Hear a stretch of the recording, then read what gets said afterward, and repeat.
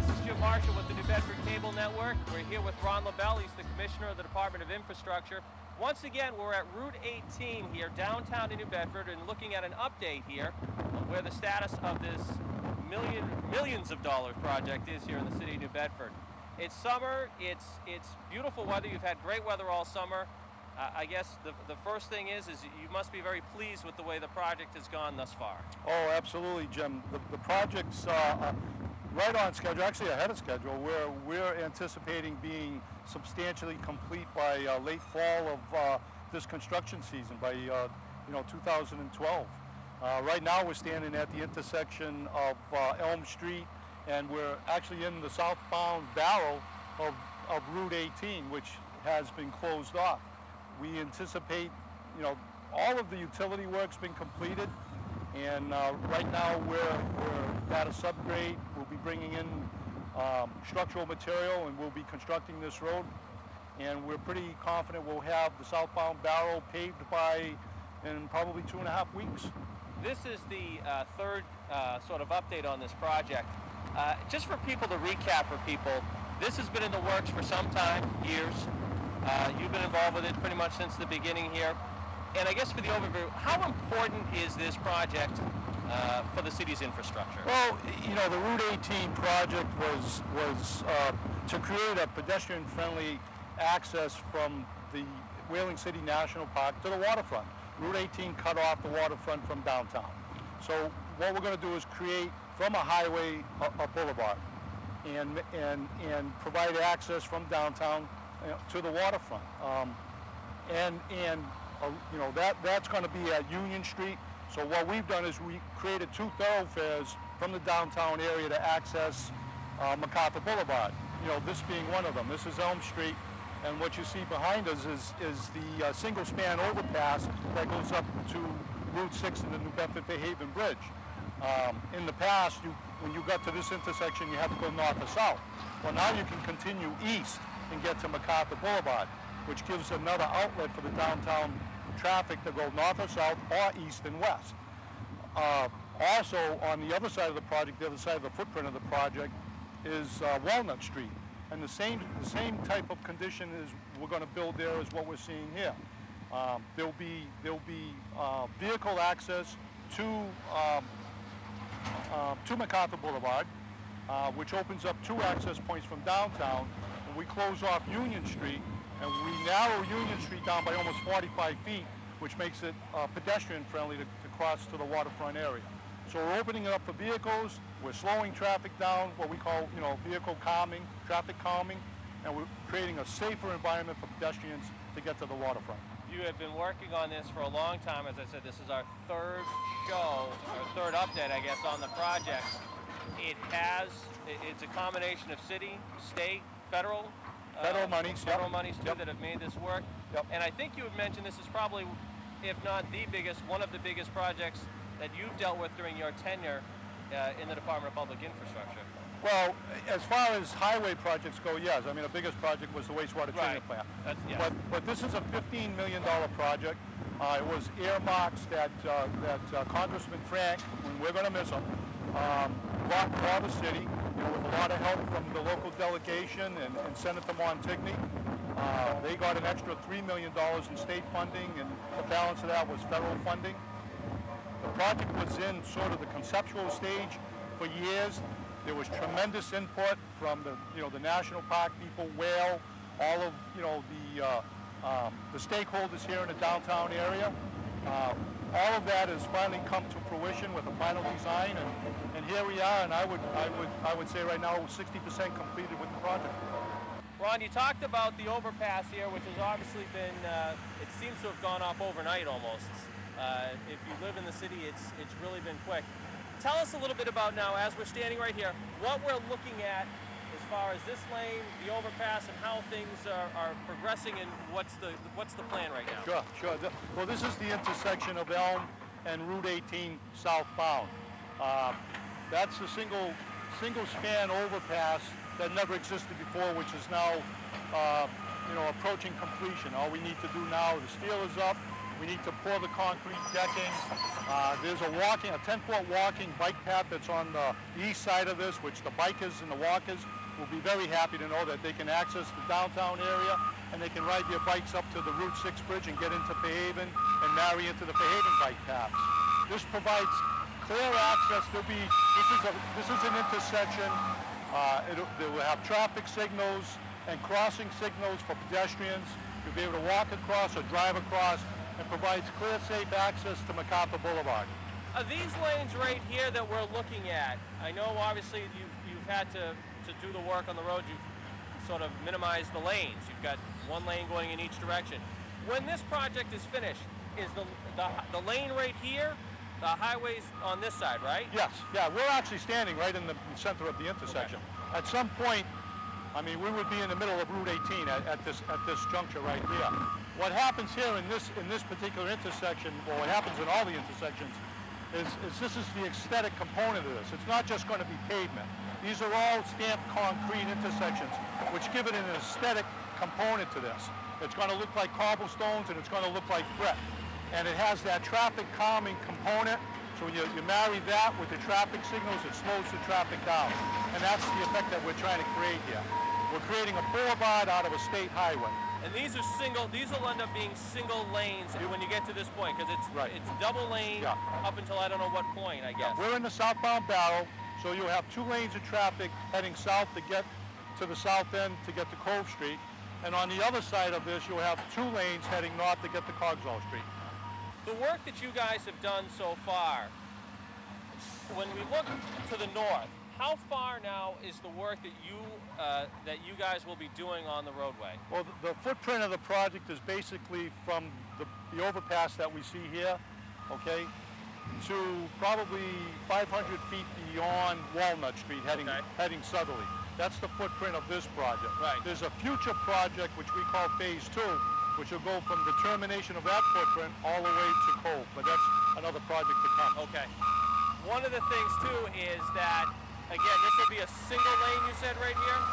Well, double lane. Double lane, okay. Yeah, double lanes, exactly. And that, the thing is too, is the boulevardization, I think you called it. I mean, people are going to be driving slower down this road. That's the ultimate goal. That's right. Of the project, is to get people so that, as you said, pedestrian friendly. Correct. One of the key things about this project here is that it is linking, it's pedestrian friendly, but the key is it links downtown with the waterfront. Ron, as you're looking at over here, is there some aesthetic things that are going to happen on this side of the Route 18? Yeah, again, it's that stamped concrete component.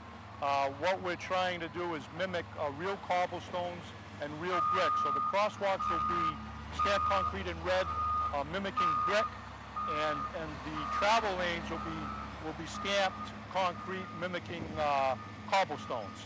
So you get that cobblestone street effect like we have in the whole Whaling National Park, that component. Using real materials was considered, but it's high maintenance and problematic. Stamped concrete, what we do is we put the color in the concrete, so you have that color all the way through, so you won't lose that color component, and the maintenance is much less over a period of years. I know, too, that you spent money, and you were very proud of it, too. I think it was kind of like your backyard.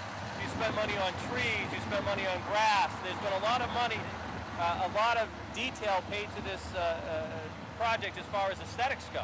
Oh, absolutely. I mean, Front Street, what happens over there, because we've narrowed down Route 18 by 2+ lanes, okay, there'll be a patio component at Front Street in front of all of the restaurants that are located there now, almost 40 foot wide. And we're going to be, over there, we're going to be using all real materials, cobblestone, brick, bluestone, that are the typical materials that you see in the Whaling National Park. You know, so you got the loom, you got the seed, you got the tree plantings. There are all of the new lighting, the traffic signals, the Washingtonian lighting, are all going to come into play, and you're going to start to see that evolve very, very quickly now.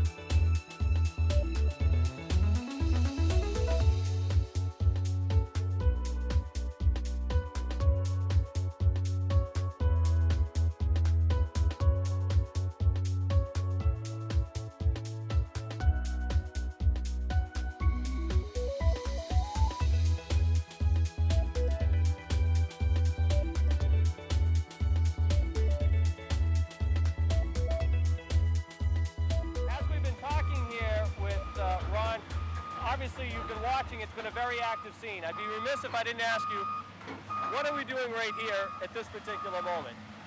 Well, this is the southbound barrel of Route 18, where there'll be 2 lanes of traffic here, you know, heading to the south end when they're completed here. What we're doing is we're excavating to a subgrade. We'll be bringing in structural material, compacting that for the road bed, and then we'll put our binder course in, which is about 6 inches of bituminous binder, and then we're going to top that with finish binder, and that'll be the road. So what's happening here is we're constructing the road surface. And from this angle too, you get a good perspective of what you were just talking about as far as the aesthetics on this side of the road. Right, you'll have brick sidewalks here. There'll be curving. There'll be railings here to protect the public, but not the typical railing you see on a highway. It'll be a much more aesthetic railing. And then when you get over to Front Street, Front Street used to just be a cobblestone street with like a 6-foot sidewalk. What you're going to have at Front Street now is a cobblestone street. You're going to have a 40-foot patio made out of real bluestone. Going to really enhance that area, a sitting area for people to sit and look across to the waterfront. Big difference in what you see now. All right, we are back with Ron Labelle, the Commissioner of the Department of Public Infrastructure for the City of New Bedford. We're on the quieter south side of the footprint of this project on Walnut Street. It is a lot quieter. I can hear myself think now. This is the side of the project that you had mentioned on the when we were over at Elm, and obviously, as you said, the southbound imprint of this project is now finished because we're standing right on it right now with the cobblestones and what have you. Right. We're actually in the center line of the southbound barrel of Route 18. This has been completed, and you know, for the viewers, where we were previously is the southbound barrel that we are completing at this point. So everything you see happening over there has already happened here, so this is done. And then at some point we'll switch over and we'll finish this northbound barrel on this side.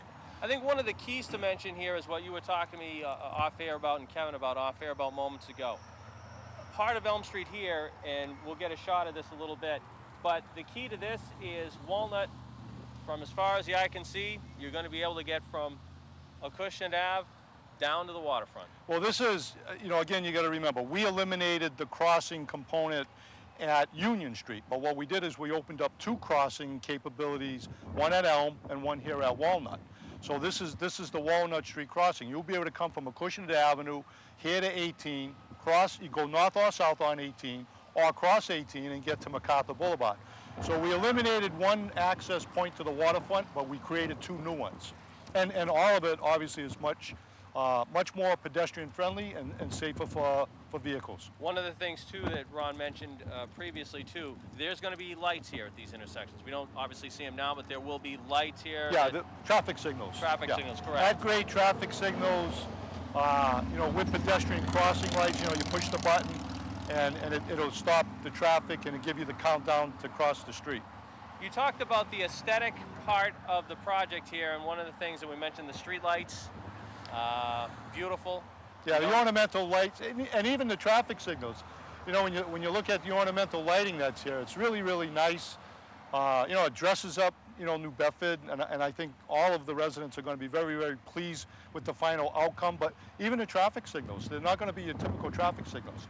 They're all going to be ornamental. You know, just very tastefully done. A very nice project. And for as far as you were mentioning too about the trees and the plantings, and we'll take a shot, but if you look down Route 18, you'll see that the new trees that you've planted, these are some of the, I assume, the same trees that you'll be planting over here as well. That's correct. There's a large component of shrubs and trees and flower beds, raised flower beds, brick sidewalks, cobblestone sidewalks, bluestone sidewalks. All of that is this last component of the project that's, you know, finally, you know, coming to the end. People, the residents of the city are going to really start to see the final product evolve very quickly now. As you're driving north now on Route 18, not now, but when the project's completed, we saw the ramp moments ago. You'll be able to, the key is obviously you'll hit the ramp and you'll be able to go right over the Fairhaven Bridge. There's no lights, there's no delays. Yeah, the traffic as it was prior to the project is not going to change at all. If you're going south, you'll go south the way you always did. If you're going north, you'll go north the way you always did. If you want to access the Bedford Bridge, you'll access it the same way. The only difference at that access is the overpass is now a single span overpass, so traffic can travel underneath it as well as over the top. Coming down on south on Route 18, will they be able to go north? This is two-way traffic. If you're heading south, you can take the right-hand turn, get up to Acushnet Avenue, go back into downtown, or go straight up to County Street. If you're coming down Walnut, you can go north or south on 18, or you can cross and go to the west. And Down Street it has been a two-way, so that won't change. That won't change, no. No. You know, and Walnut Street in the past, you know, this was an existing roadway, but during urban renewal, when they put this highway in, they eliminated it. We're just recreating it. I think, to be honest with you, it's just a little bit more thought out. Let me ask you too, I'd be remiss not to ask you about Union Street, where it is right now. Tell us, for the people watching at home, they said, well, you've talked about Walnut, you've talked about what's happening at Union. Well, Union Street is the whole focus of the project was to create a safe pedestrian crossing from the downtown area to the waterfront and marry the Whaling National Park back to the waterfront. Anyone who's been to any of the festivals on the waterfront, you know, crossing through downtown was unsafe. You had to cross the actually 6 lanes of traffic. What's going to happen now is you're going to cross 4 lanes of traffic. There'll be an island in the middle there for safety purposes, and there'll be pedestrian signals for you to cross. So it's a shorter distance by almost 43 feet to cross the highway. So obviously much safer. We've looked at obviously the project for the past 9 months or so.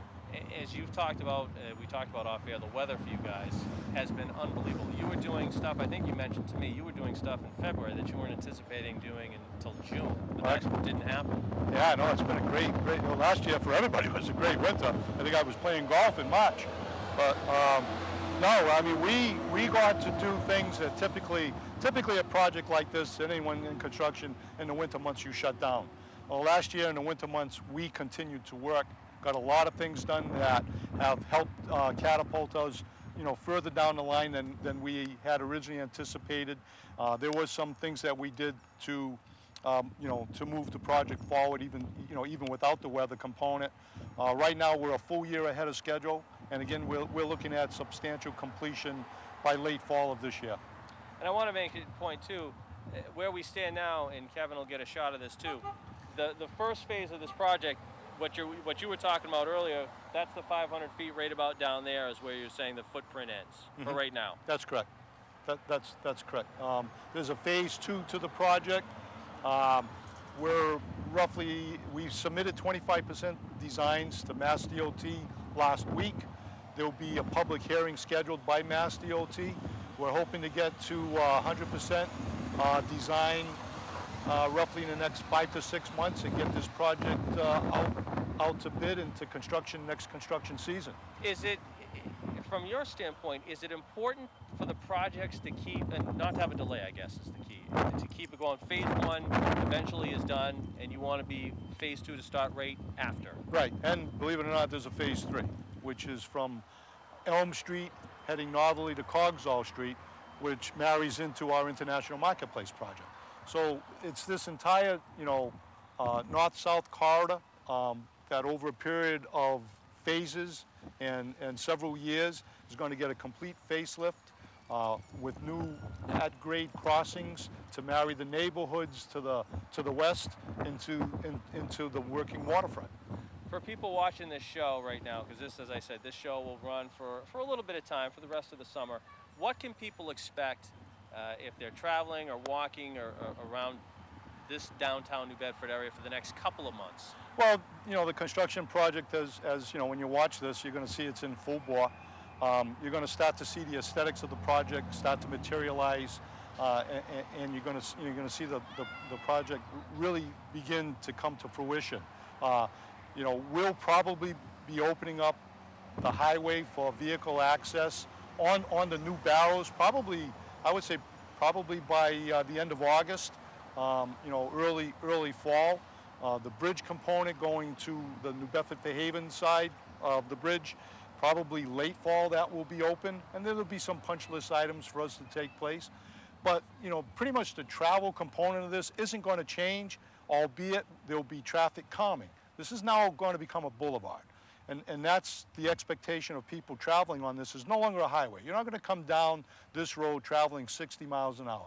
This would be like, you know, driving down Ashley Boulevard or County Street or Acushnet Avenue or Church Street in the city. We're going to slow you down. You're still going to get from point A to point B the same way, but you're going to slow down. Pedestrians are going to are the key to this. Their safety is the key to this. Access to the waterfront in the downtown areas and the Whaling City National Park are all key components to this. And this is now a boulevard. It's not a state highway. We will talk to you when the project's in the hopefully early or late fall. We'll, in that span of the window there, we'll get a final update on the project. That'll be great. Great, great. This is Jim Marshall with Ron Labelle. This is CityWorks here on the New Bedford Cable Network.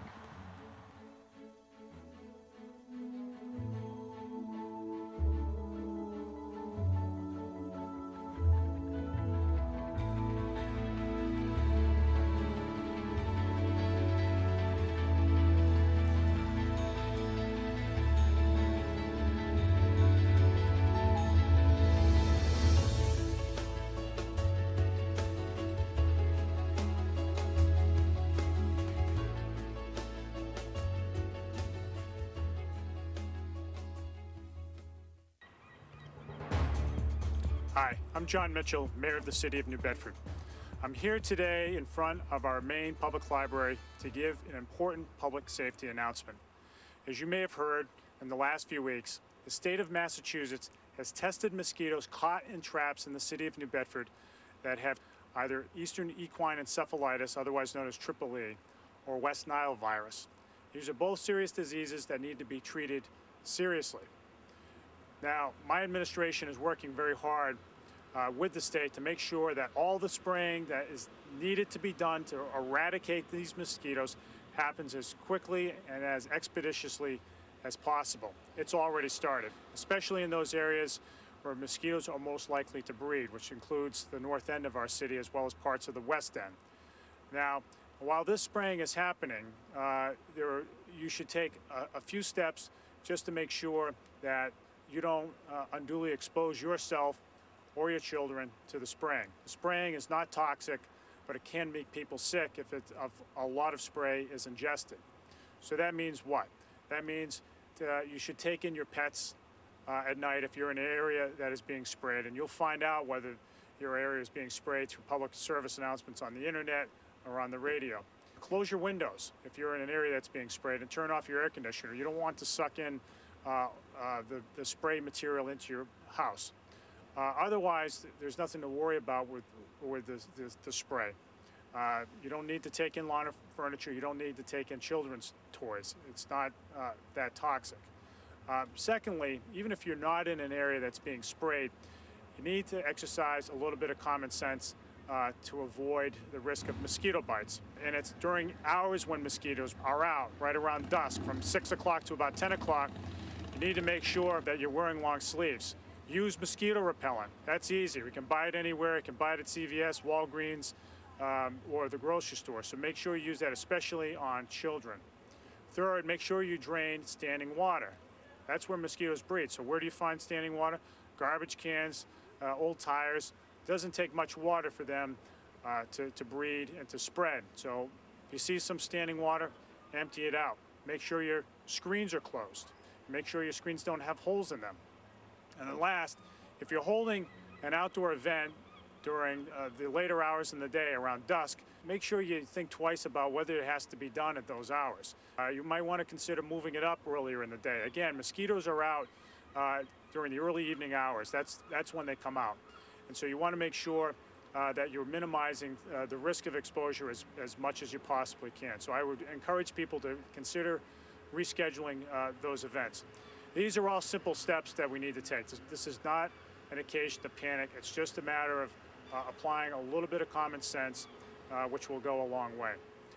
You will hear more public announcements about mosquitoes and Triple E and West Nile virus in the weeks ahead, but we're working hard to make sure that we get rid of the mosquitoes so that we don't have to have this worry hanging over people's heads. And finally, if you have concerns about mosquitoes in your area, I encourage you to call the Bristol County Mosquito Control Board. Please, if you have any other questions, feel free to call the mayor's office. We can also point you in the right direction. But let's just make sure that we take these simple steps and so we stay in the clear. Thank you very much.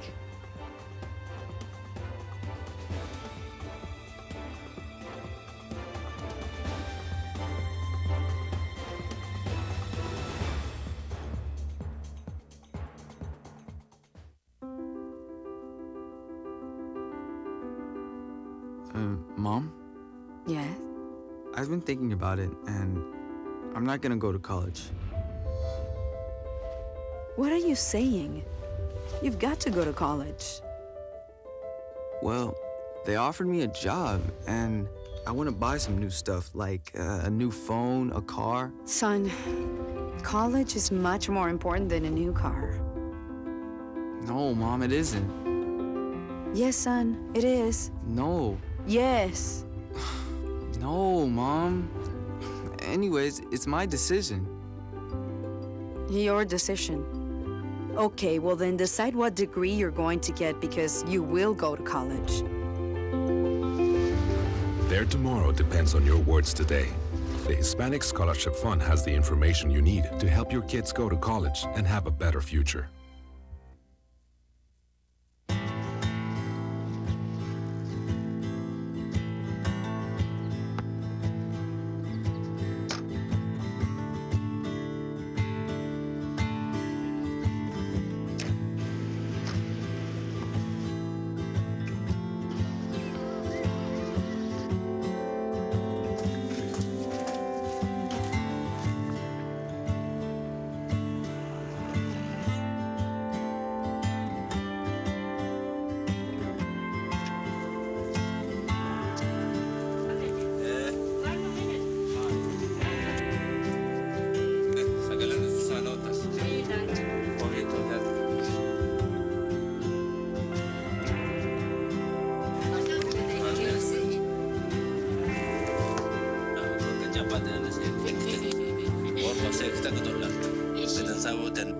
See where the good goes at goodgoes.org. Any questions? What kind of service plan does this come with? Unlimited. Can I keep my same phone number? Absolutely. How do I change the ringtone? Just hook it up to your computer. Does it have a camera? What's the warranty? Does it come in silver? Can I put my party shuffle on this? Does it have a 3.5 millimeter headset jack? You sell a lot of these? It's the one I carry. You ever get those phantom vibrations in your pocket? Any questions? No. Are you sure? Yeah. Ask questions. For the 10 questions everyone should know, go to ahrq.gov. Nice. Yes, go! Yes! No. Come on!